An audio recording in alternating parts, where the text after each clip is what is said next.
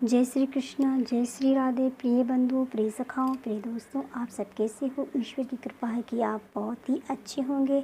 आप मेरी श्री पुरुषोत्तम महात्म्य की कथाएं अवश्य सुन रहे होंगे। आप सुनिए, आपको आनंद आएगा। आपको सुख, दुख, शोक इन सब का नाश होकर भगवान की भक्ति प्राप्त होगी। इस पुरुषोत्तम महात्म्य की पूरी 31 अध्याय सुनने से पुरुषोत्तम का आधा फल मिल जाता है, इसलिए ये महात्म्य हमें अवश्य सुनना चाहिए।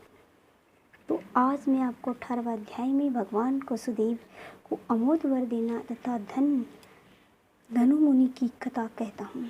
नारद जी बोले, हे तपोनिधि, फिर दृढ़ धनवा राजा से वाल्मीकि जी ने क्या कहा वह मुझे सुनाइए। नारद जी के ऐसे वचन सुन नारायण बोले, राजा दृढ़ धनवा अपने पूर्व जन्म का वृत्तांत सुनकर आश्चर्य से मुनि श्रेष्ठ वाल्मीकि जी से फिर पूछने लगे, हे ब्राह्मण, आपके सुंदर वचनामृत को बार बार पान कर मैं तृप्त नहीं हो रहा हूँ, अतः और इसके बाद का हाल सुनाइए।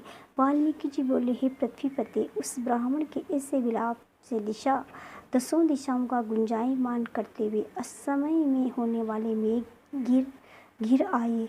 उसके साथ ही पर्वतों को कपाने वाली तथा शरीर को स्पर्श करने वाली तीक्ष्ण वायु चली और अत्यंत कड़कड़ाती आवाज़ से बिजली चमकी। वह मेघ सब दिशाओं में फैल गया। इस प्रकार 1 महीने तक पानी बरसता रहा। सब पृथ्वी जलमय हो गई, किंतु पुत्र शोक की अग्नि से तापित उस ब्राह्मण को कुछ भी पता नहीं चला। उसने अन्न जल सब छोड़कर हाय पुत्र कहते हुए विलाप किया। वही 1 मास श्री कृष्ण भगवान का प्रिय पुरुषोत्तम मास था, अतः अनजाने में पुरुषोत्तम मास का सेवन हो गया। इससे अत्यंत प्रसन्न हो नवीन मेघ के समान श्याम वर्ण वाले वनमालाधारी श्री कृष्ण भगवान प्रकट हो गए। उनके प्रकट होते ही बादल छट गए। तब ब्राह्मण ने भगवान पुरुषोत्तम का दर्शन किया। शीघ्र ही पुत्र को पृथ्वी पर रखकर स्त्री सहित श्री कृष्ण भगवान को दंडवत प्रणाम किया। फिर हाथ जोड़ श्री कृष्ण भगवान के आगे खड़े हो गए। पुरुषोत्तम मास के सेवन से भगवान अत्यंत प्रसन्न होकर अमृतमयी मधुरवाणी से बोले, हे सुदेव शर्मा, तुम धन्य हो, बड़े सौभाग्यशाली हो। तुम्हारा वर्ण त्रिलोकी में कौन कर सकता है। हे वत्स सुनो, तुम्हारा भविष्य में कहता हूँ। हे ब्राह्मण, तुम्हारे पुत्र की आयु 12,000 वर्ष की होगी। हे द्विजोत्तम, ये तुमको निस्संदेह सुख देने वाला होगा। मैं प्रसन्न होकर तुमको ये पुत्र देता हूँ। हे द्विजोत्तम, मेरे प्रसाद से तुम्हारे पुत्र शोक को देखकर देवता, गंधर्व और मनुष्य सब पुत्र सुख की कामना करने वाले होंगे। इस संबंध में मैं तुमसे एक प्राचीन इतिहास कहता हूँ, जो मार्कंडेय मुनि ने राजा रघु को सुनाया था।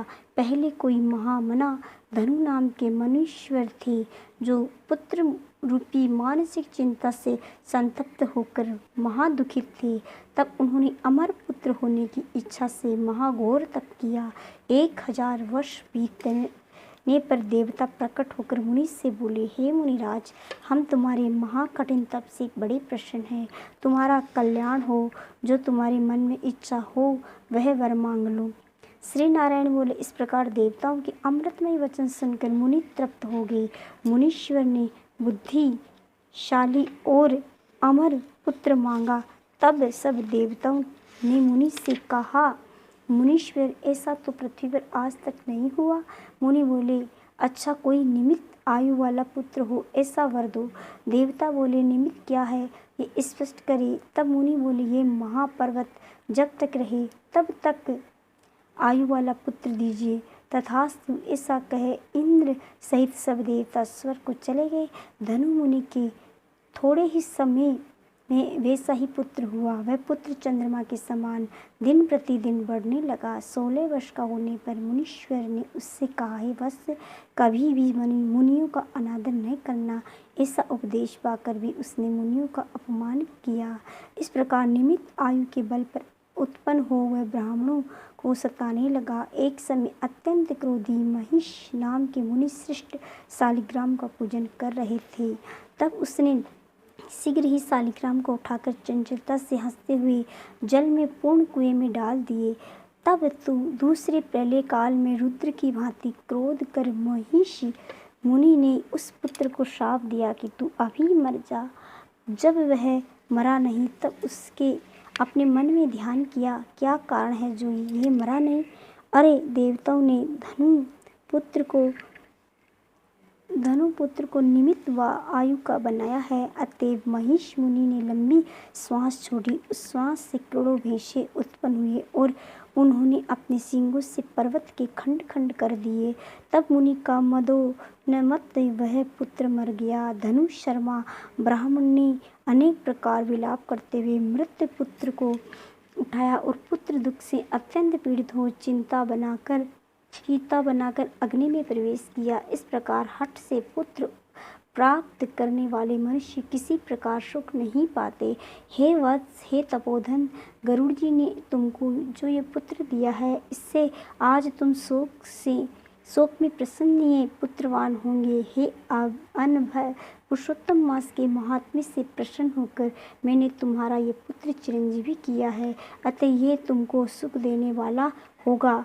तुम सदा पुत्र सहित अतुल गृहस्थाश्रम के सुखों को भोगकर अंत में ब्रह्मा के लोक में जाओगे और वहाँ देवताओं के वश गणनानुसार 1000 वर्ष प्रयत्न सुख भोगकर फिर पृथ्वी पर आकर तुम चक्रवर्ती राजा होंगे और चतुरंगिनी सेना तथा वाहनों से युक्त जो दृढ़ धनवा नाम से विख्यात होंगे और 10,000 वर्ष तक संपूर्ण पृथ्वी का राज्य भोगोगे।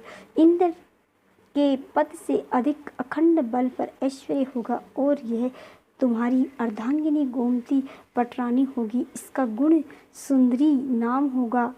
यह पति सेवा में नित्य तत्पर रहेगी। तुम्हारे 4 राजनीतिक पुत्र होंगे और एक सुशीला नाम की अति सुंदर महाभाग्यवान कन्या होगी। जब तुम देवता और असुरों को भी दुर्लभ भोगों को भोगने के बाद इस पृथ्वी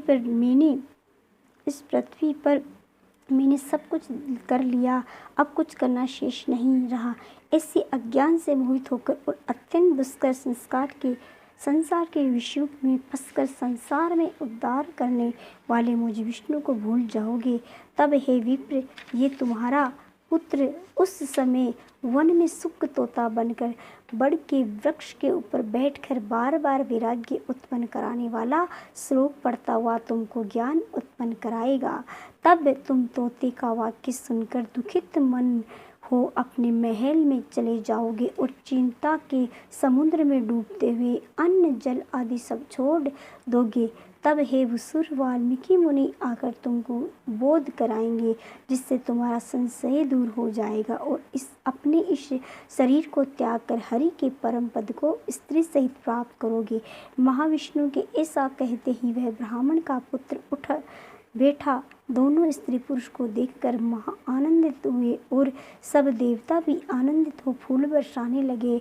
उधर सुखदेव ने उन माता पिता और श्रीहरि को नमस्कार किया और पुत्र सहित ब्राह्मण को देखकर गरुड़ जी भी बहुत प्रसन्न हुए। तब ब्राह्मण आश्चर्य युक्त हो श्रीहरि को नमस्कार कर अपने हृदय जनित संदेह को दूर करने के लिए हाथ जोड़कर भय भंजन से आनंद सहित गदगद होकर बोला, हे हरे, मैंने 4000 वर्ष तक निरंतर महाकठिन तप किया।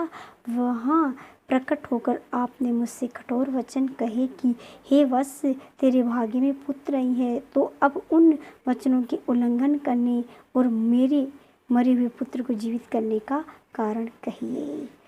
तो ये था श्री पुरुषोत्तम महात्म्य का 18वां अध्याय। आपको ये कैसा लगा?